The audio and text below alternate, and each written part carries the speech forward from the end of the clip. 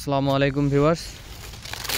আজকেও অফিস থেকে ফেরার পথে আমার সবজির বাগান ঘুরে যাওয়ার সময় দেখি আমার একটি কলার খান, একটি না দুইটা, এখান থেকে একটা কলার খান চুরি হয়েছে। এটা সবরি কলার খান ছিল, অনেক বড়।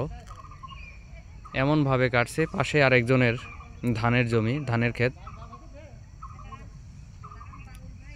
ওই সাইড থেকে কাদা সহকারে কাদা পাড়িয়ে এভাবে এসে আমার কলার খানটা চুরি করে নিয়ে গেছে।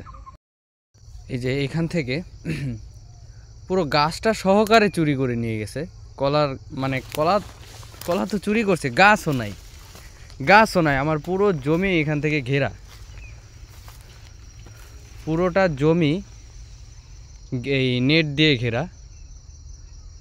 এই যে কংক্রিটের খুঁটি লাগানো, নেট দিয়ে পুরোটা জমি আমার ঘেরা। এই ঘেরার মধ্য থেকে এইভাবে কলা এবং আমার অন্যান্য ফসল চুরি করে নিয়ে যায় আমাদের অনুপস্থিতিতে। চুরি হলে কি দিয়ে কি করবো গন্ধ কাকা? এই গাছ সহ কলা নেই এখানে, সেই চাপা কলার খাইনটা নেই, গাছও নেই। ওই পাশে সবরি কলার খাইন, সে বড় খাইন, মাজা সমান খাইন, সেটাও নেই। নাম কি? রাহা না, ব্যাপারী কাটলি তো অবশ্যই শুনবে।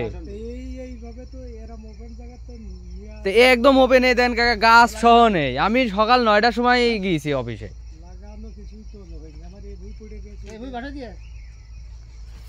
এটা কোনো কথা হলো নাকি?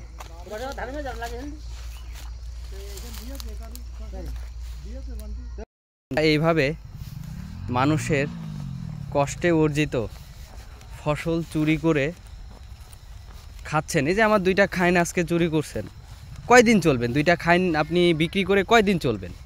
কয় টাকা হবে আপনার? সর্বোচ্চ 700 টাকা, 600 টাকা। কয়দিন চলবে 600-700 টাকার? হিসাব দেওয়া লাগবে সব কিছুর, জায়গা মতো সব কিছুর হিসাব দেওয়া লাগবে। আল্লাহকে ভয় করেন। এইভাবে মানুষের কষ্টে অর্জিত ফসল চুরি করা ঠিক না।